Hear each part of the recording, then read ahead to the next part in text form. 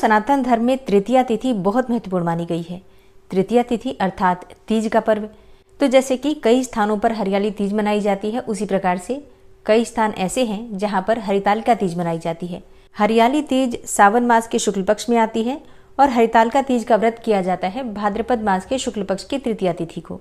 सुहागिन महिलाएं ये व्रत धारण करती हैं अपने पति की लंबी आयु के लिए, अच्छे स्वास्थ्य के लिए, सुख समृद्धि के लिए, संतान की प्राप्ति के लिए और अखंड सौभाग्य के लिए, दाम्पत्य जीवन को सुखमय बनाने के लिए।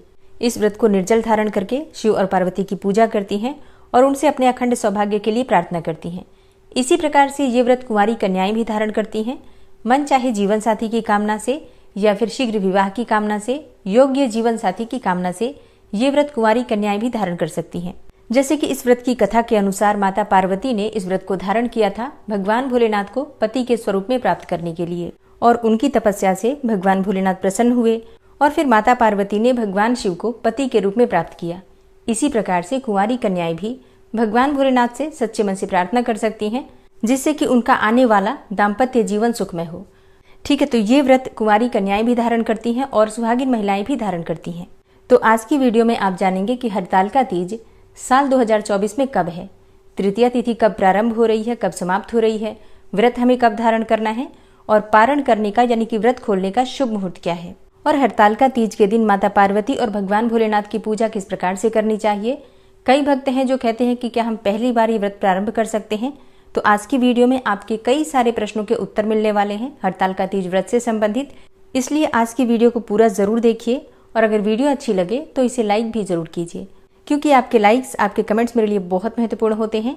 यही एकमात्र जरिया है जिनसे मुझे पता चलता है कि आपको ये वीडियो अच्छी लगती है और आपके लिए ये वीडियो उपयोगी है। तो अगर वीडियो अच्छी लगे तो लाइक तो जरूर ही किया कीजिए।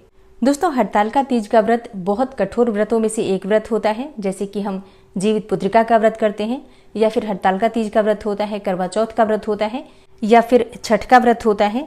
तो ये व्रत पूरी तरह से निर्जल ही रखे जाते हैं। निर्जल और निराहार रहकर भगवान शिव और माता पार्वती की पूजा हरितालिका तीज में की जाती है।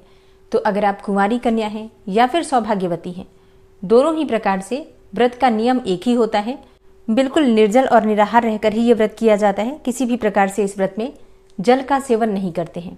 अब जैसे कि कई लोगों के प्रश्न आते हैं कि हम प्रेग्नेंट हैं तो गर्भावस्था में जल के बिना हम कैसे रहेंगे। देखिए, ऐसी अवस्था में आप जल ले सकते हैं। अगर आप बीमार हैं तब भी आप जल ले सकते हैं। जैसे कि अगर आप दवाई ले रहे हैं और आप दवाई नहीं छोड़ सकते हैं, किसी ऐसी परेशानी में हैं, तो ऐसी अवस्था में आप चाहें तो जल ले सकते हैं, दवाइयाँ ले सकते हैं, कोई प्रॉब्लम नहीं है। और इसी प्रकार से प्रेगनेंसी में भी आपको दवाइयाँ लेनी पड़ती हैं, या फिर आप नहीं रह पाते हैं जल के बिना बहुत देर तक, या फिर थोड़ी थोड़ी देर में कुछ खाना पड़ता है, तो ऐसी अवस्था में आप पानी पी सकते हैं। चाहे तो फल इत्यादि भी ले सकते हैं। अगर आपसे नहीं रहा जाता है तो फल इत्यादि लेकर जलाहार और फलाहार के द्वारा भी आप तीज का व्रत कर सकते हैं। हाँ, इसके लिए भगवान भोलेनाथ और माता पार्वती से क्षमा प्रार्थना कर लीजिए। और सुबह जब आप व्रत प्रारंभ करेंगे उसी समय संकल्प में ही आपको इसी प्रकार से संकल्प लेना होता है कि आप अशक्तावश, मतलब बीमारी की वजह से या फिर प्रेगनेंसी की वजह से आप निर्जल व्रत नहीं कर पा रहे हैं, तो इसके लिए क्षमा प्रार्थना कर लीजिए और इसके बाद से आप जलाहार के द्वारा व्रत कर रहे हैं, इस प्रकार का संकल्प ले लीजिए। ठीक है, तो संकल्प जब हम लेते हैं तभी ठीक तरह से संकल्प लेना चाहिए। जिस प्रकार से हम व्रत करते हैं, व्रत का संकल्प उसी प्रकार से होना चाहिए। तो अभी तो हरितालिका तीज को काफी दिन है, तब तक मैं आपको संकल्प लेने की सही विधि सही तरीके से शेयर कर दूंगी वीडियो में, आप लोग देख लीजिएगा। और कई लोगों के प्रश्न आते हैं कि क्या हम पहली बार व्रत शुरू करना चाहते हैं तो कर सकते हैं। देखिए, बिल्कुल कर सकते हैं। अगर आप पहली बार व्रत कर रहे हैं, मतलब शुरू करना चाहते हैं, तो बिल्कुल इस बार से आप प्रारंभ कर सकते हैं, कोई दिक्कत नहीं है।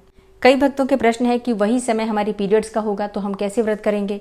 देखिए, अगर आप पहले से व्रत कर रहे हैं, मतलब हर बार आप व्रत करते हैं तीज का, हरितालिका तीज का, तो आप ऐसी अवस्था में भी, मतलब पीरियड्स में भी आप व्रत करेंगे। सिर्फ आप पूजा नहीं कर सकते हैं, मानसिक रूप से आप पूजा कर सकते हैं, मंत्र जप कर सकते हैं, कथा सुन सकते हैं मोबाइल से। और जो महिलाएं पूजा कर रही हैं वहां पर आपके आसपास, वहां जाकर दूर बैठकर आप पूजा देख भी सकते हैं और देखने का भी फल प्राप्त हो जाता है। जब हम पूजा देखते हैं तो मानसिक रूप से हमारा ध्यान पूरी तरह से पूजा में होता है, इसकी वजह से पूजा का हमें संपूर्ण फल मिल जाता है। तो इस प्रकार से आप पूजा देखते हुए मोबाइल पर मंत्र इत्यादि सुनकर भी व्रत धारण कर सकते हैं। ठीक है, तो अगर हर बार हम व्रत करते हैं तो व्रत छोड़ना नहीं होता है। अगर बहुत जरूरी ना हो तो किसी भी प्रकार से हरितालिका तीज का व्रत नहीं छोड़ना चाहिए।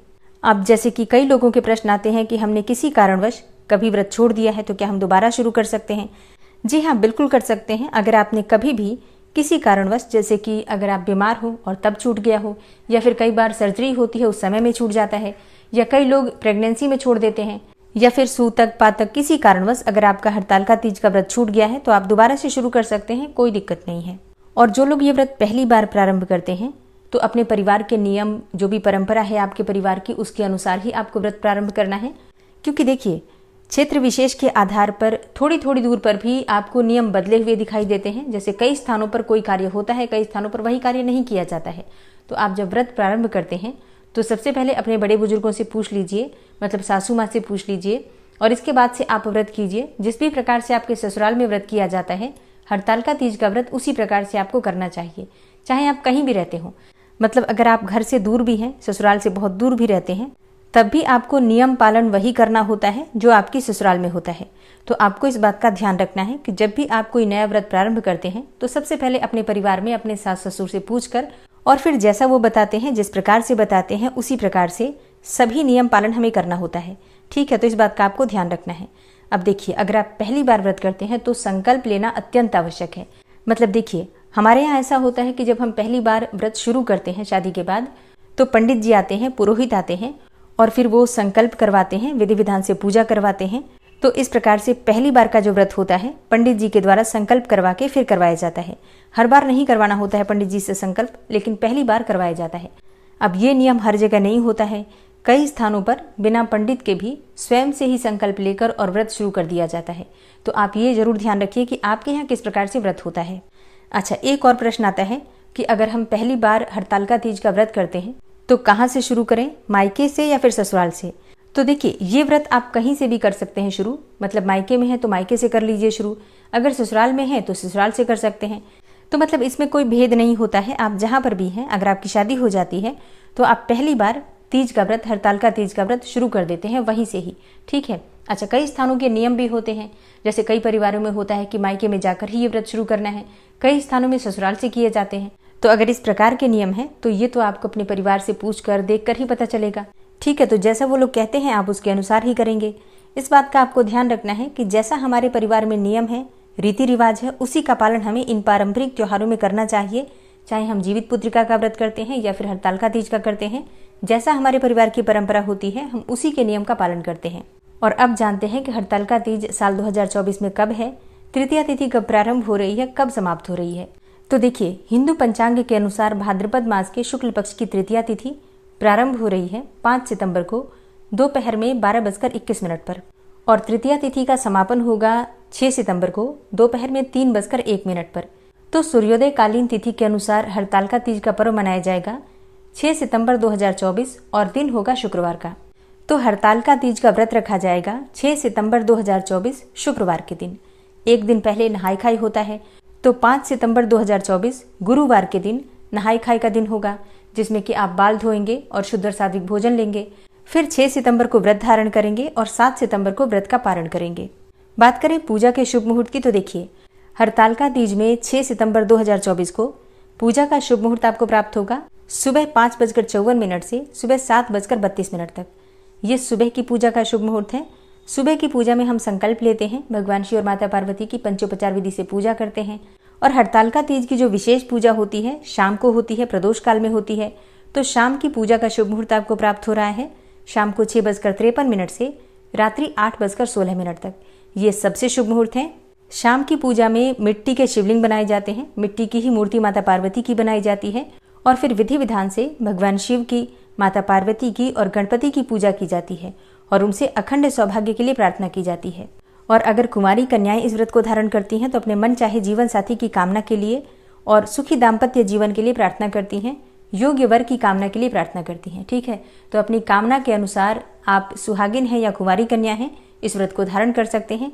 निश्चित ही माता पार्वती, भगवान भोलेनाथ की कृपा से सबकी कामनाएं पूर्ण होती हैं। तो दोस्तों, ये